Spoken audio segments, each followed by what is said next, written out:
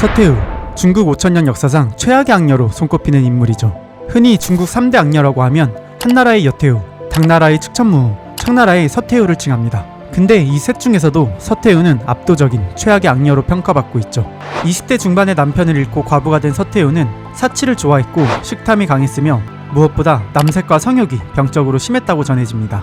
여장을 시킨 환관들과 파티를 즐기고 친아들 동치제가 성병에 걸리도록 내몰았으며 미용을 위해 어리고 예쁜 산모의 모유를 직접 빨아마시기까지 했죠. 국가가 기울어지고 있음에도 사치와 초호화 파티를 즐기다가 강력했던 300년 역사의 청나라를 망하게 한 인물. 권력에 대한 집착이 인간을 어디까지 타락시킬 수 있는지 알 수 있는 서태후의 행적을 알아보겠습니다. 70세임에도 피부는 아주 부드럽고 매끄러웠으며 어린 소녀만큼 광채가 났다.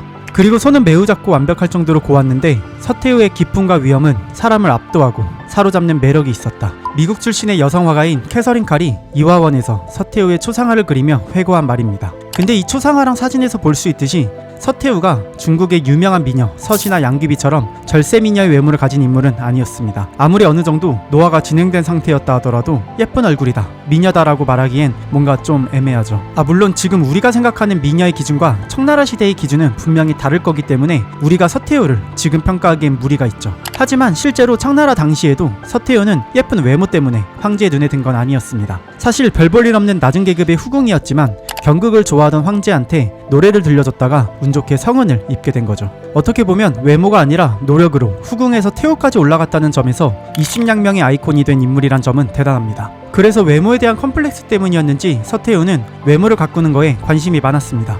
여자니까 외모에 관심을 갖고 꾸미는 게 당연하다고 생각하실 수도 있겠지만 서태후의 외모에 대한 집착은 병적이었죠. 진주가 피부 미용에 좋다고 믿었던 서태후는 진주를 곱게 빻아서 주기적으로 섭취했습니다. 상등품의 진주를 선별하는 환관을 따로 둘 정도였죠. 그리고 세안을 할 때는 항상 옥용산이란 화장품을 사용했는데 이 옥용산의 주재료는 참새와 비둘기 그리고 매의 배설물이었습니다. 근데 실제로 이 옥용산은 궁중의학서 의정공감에 노화된 각질을 녹여내는 효능을 가졌다고 기록되어 있죠. 여기까지는 그냥 외모를 가꾸기 위해 서태후가 유별난 노력을 했다 정도로 생각하고 넘어갈 수 있지만 정말 충격적인 미용법이 있었습니다. 바로 서태후가 어리고 예쁜 산모들의 모유 마시기를 좋아했다는 겁니다. 특히 초유를 좋아했는데 젊음 유지와 피부 탄력에 모유가 도움이 된다고 믿은 서태후는 꾸준히 산모의 모유를 빨아마셨습니다.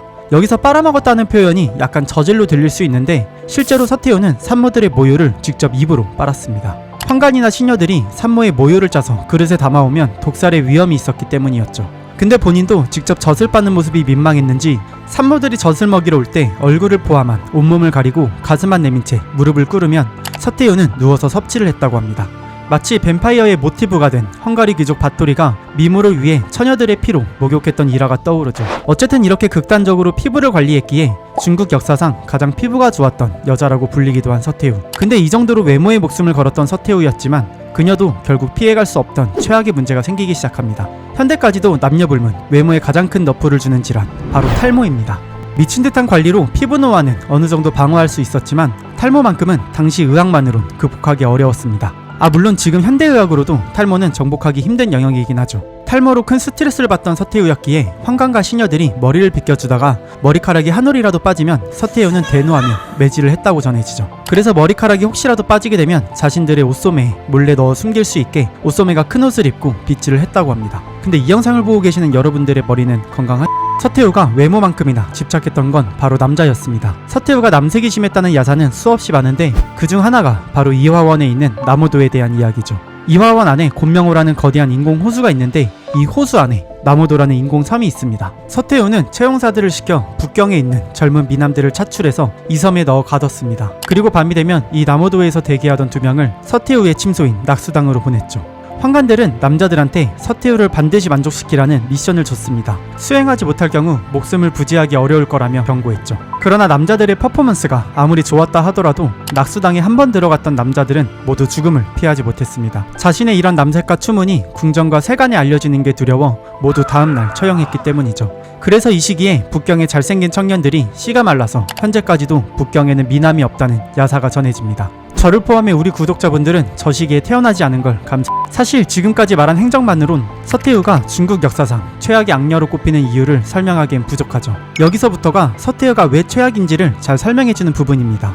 후궁 척부인의 사지를 자르고 눈을 뽑아서 변소에 내던져 인간돼지로 만들었던 한나라 여태우나 소숙비를 고문한 뒤 술독에 담가 죽인 측천무우나 두 사람 모두 잔인하고 엽기적인 행각을 벌이긴 했지만 국가운영 측면에서는 명확한 업적을 남긴 인물들입니다. 여태우는 휴양생식과 농업장려 정책으로 문경지치에 기틀을 다졌고 측천무우는 출신에 상관없이 인재를 등용하는 정책으로 과거제와 관료제 발전에 큰 영향을 끼쳤습니다. 반면 서태후는 업적은커녕 오히려 자신의 초호화 생활과 사리사욕을 채우다가 국가를 망하게 했다는 겁니다. 매 끼니마다 120첩 이상의 산해진미로 가득 차려진 밥상을 대접받았는데 같은 음식은 3번 이상 먹지 않았기에 한 끼에 들어가는 식비는 농민 한 명의 1년치 식비랑 같았다고 하죠. 그리고 또 옷을 좋아했는데 최고급 비단으로 만든 옷을 한 번 입으면 다시 안 입었기에 서태후만을 위해 만든 초호화 옷은 3,000상자가 넘었습니다. 특히나 비치 같은 보석을 무척 좋아했는데 서태후가 소유한 보석을 다 팔면 당시 청나라가 서구열강에 갚아야 할 배상금을 전부 메울 수 있는 수준이었다고 하죠. 그리고 가장 결정적이었던 건 바로 이화원 재건이었습니다.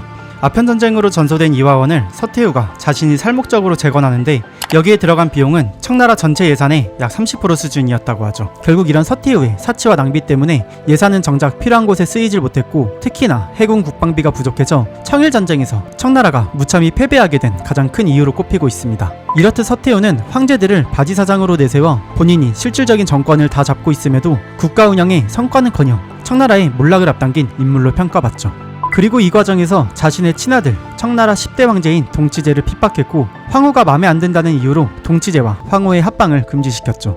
그 결과 외로워하던 동치제는 윤락가에 빠지게 됐고 결국 매독에 걸려 숨지게 됩니다. 이런 무소불위의 권력을 쥐고 있던 서태후는 결국 1908년 이질로 사망하게 되고 불과 4년 뒤 1912년 300년간 이어지던 청나라는 역사 속으로 사라져버립니다. 그리고 그녀는 죽기 전 다시는 여자가 정치를 하지 못하게 하라는 역설적인 유언을 남겼죠. 물론 우리는 이 청나라의 멸망을 오롯이 서태후 단 한 명의 탓으로 돌릴 수는 없습니다.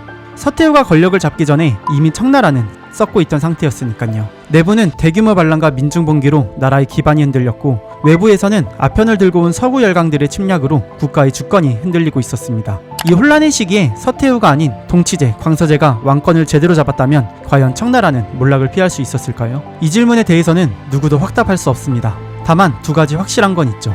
별볼일 없는 지방관리의 딸로 태어나 본인의 힘으로 청나라 역사 약 300년 중 47년을 절대 권력을 쥔 채 나라를 좌지우지했던 중국의 역사상 손꼽히는 입신양명, 자수성가의 대명사인 점. 반면에 단순히 권력을 잡는 데만 혈안이 된 채 정작 나라가 망해가는 걸 초호화 별장에 누워서 방관했다는 점. 사실상 황제와 다름없는 권력을 가진 사람이라는 걸 감안했을 때 후자의 평가가 압도적으로 혹독했기에 중국 최악의 악녀로 꼽히는 거죠. 여러분은 이 서태후에 대해서 어떻게 생각하시는지 댓글로 부탁드립니다. 오늘도 영상 봐주셔서 감사합니다. 전 모든 댓글을 보고 있으니 많은 의견과 좋아요 그리고 구독까지 해주시면 감사드리겠습니다.